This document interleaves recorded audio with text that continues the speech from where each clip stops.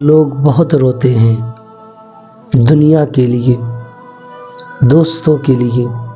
کسی نے دل توڑ دیا تو لوگ روتے ہیں، کسی نے دنیا میں دغا بازی کر دی، دھوکہ دے دیا تو روتے ہیں، اپنے بچوں کی نافرمانیوں پر روتے ہیں، کوئی کام نہیں بنا تو روتے ہیں، پاس میں کچھ نہیں ہے تو روتے ہیں، دنیا کی ہر ایک چیز کے لیے روتے ہیں۔ تو معزز سامع کرام، میرے نبی پاک صلی اللہ تعالیٰ علیہ وسلم ارشاد فرماتے ہیں،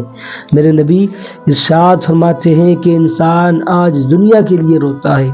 دنیا کے پیسوں کے لیے روتا ہے، دنیا کی ہر ایک چیز کے لیے روتا ہے اور بہت روتا ہے۔ تو میرے نبی پاک ارشاد فرماتے ہیں کہ اگر تم رب کے سامنے آ جاؤ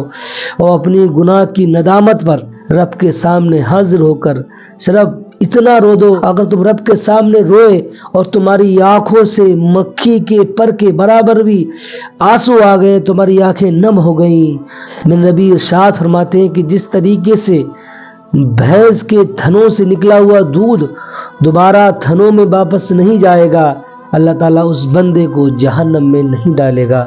معزز سامع کرام، اگر رونا ہے، اگر آنسو بہانا ہے، اگر گڑ گڑانا ہے تو رب کے سامنے روئیے،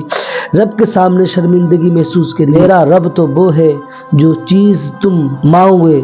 جس چیز کے تم طلبگار ہوگے، جو چیز تم مانگو گے میرا رب تمہیں وہ عطا کرے گا۔ ارے تم آؤ تو صحیح اس کی بارگاہ میں، اپنی خالی جھولی لے کر کے اس کی بارگاہ میں تو آ جاؤ، تمہاری خالی جھولی جو ہے بھر جائیں گی۔ ہم جاتے نہیں اس رب کریم کی بارگاہ میں، اس سے مانگتے نہیں،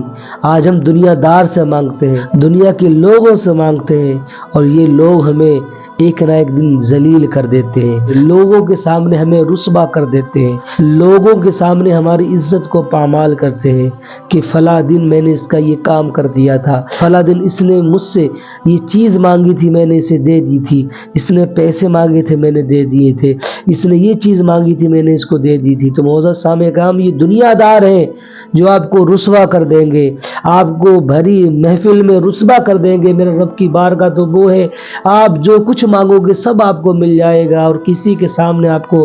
ذلیل اور رسوا بھی نہیں ہونا پڑے گا۔ سامع کرام، یہ دنیا دار ہیں جو آپ کو رسوا کر دیں گے، آپ کو بھری محفل میں رسوا کر دیں گے۔ میرے رب کی بارگاہ تو وہ ہے آپ جو کچھ مانگو گے سب آپ کو مل جائے گا، اور کسی کے سامنے آپ کو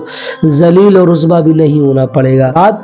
آپ خود سوچئے کہ کس کی بارگاہ میں جانا چاہیے، کس سے مانگنا چاہیے، دنیا دار سے مانگنا چاہیے یا رب کریم سے مانگنا چاہیے؟ تو معزز سامع کرام، وہ کہتا ہے کہ میرے دروازے کھلے ہوئے ہیں، بندو میرے دروازوں پہ آ جاؤ، بندو میرے دروازے پر آ جاؤ، میری بارگاہ میں آ جاؤ، تم جو کچھ بھی مانگو گے میں تمہیں عطا کروں گا، تم جس چیز کے طلبگار ہو میں تمہیں وہ چیز عطا کروں گا۔ میرے بندو میری بارگاہ میں آ جاؤ، رب کی بارگاہ تو وہ ہے